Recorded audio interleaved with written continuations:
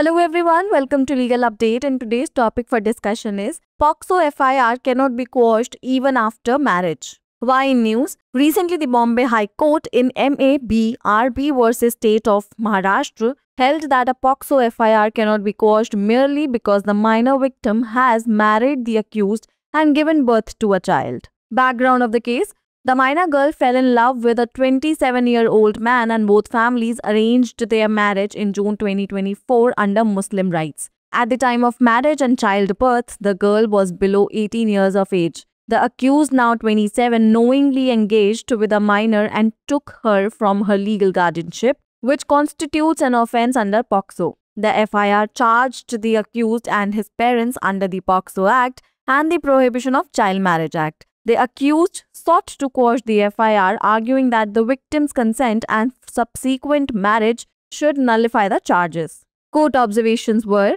Justices Urmila Joshi Phalke and Nandesh Deshpande held that minors' consent is irrelevant under the law. Protection of minors is a societal mandate. Marriage or childbirth does not erase the offence, as the law protects minors irrespective of their consent or post facto events. The court referenced the Supreme Court's suo motu PIL on the right to privacy of adolescents, noting that government stands against lowering the age of consent. FIR could not be quashed under Section 482 of the CRPC, as this was not exceptional case. Offences occurred while the victim was a minor. Acts involved were: first, POCSO Act 2012, which stands for Protection of Children Against Social Offences with Strict Liability irrespective of minors' consent. Second, Prohibition of Child Marriage Act 2006, which criminalizes marriage with a minor under 18 years. It's the time for practice question. Can an FIR under the POCSO Act be quashed if the minor victim marries the accused and bears a child? Option A, yes, marriage and childbirth nullify the offence. Option B, no offences remain valid as the victim was a minor. Option C, only if the minor consents after marriage. And option D, only with government approval. Pin down your answers in the comment section below.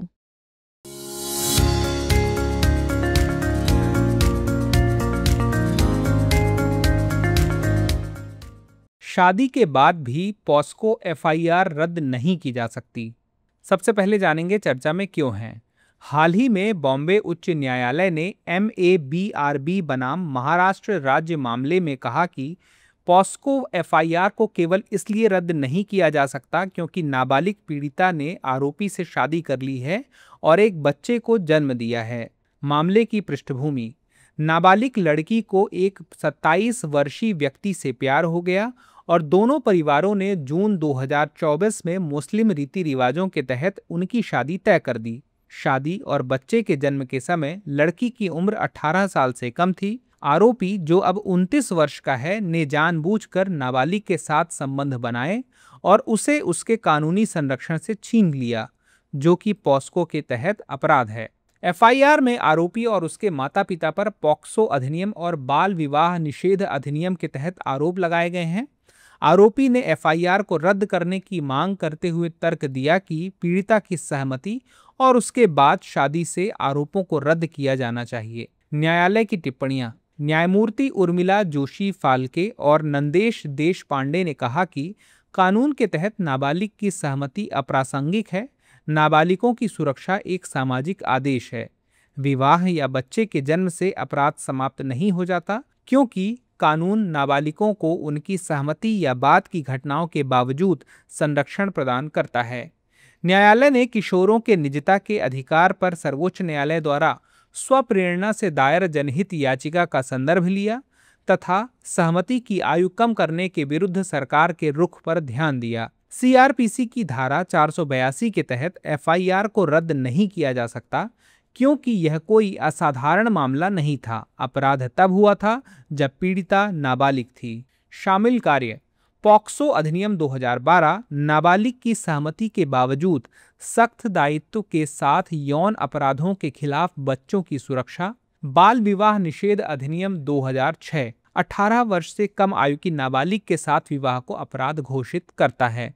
चलिए देखते हैं एक अभ्यास प्रश्न। क्या POCSO अधिनियम के तहत दर्ज FIR को रद्द किया जा सकता है यदि नाबालिग पीड़िता आरोपी से शादी कर लेती है और बच्चे को जन्म देती है? ए, हाँ, विवाह और बच्चे पैदा करने से अपराध निरस्त हो जाता है? बी नहीं, अपराध वैध रहते हैं क्योंकि पीड़िता नाबालिग थी। सी केवल तभी जब नाबालिग विवाह के बाद सहमति दे। और डी केवल सरकारी अनुमोदन से।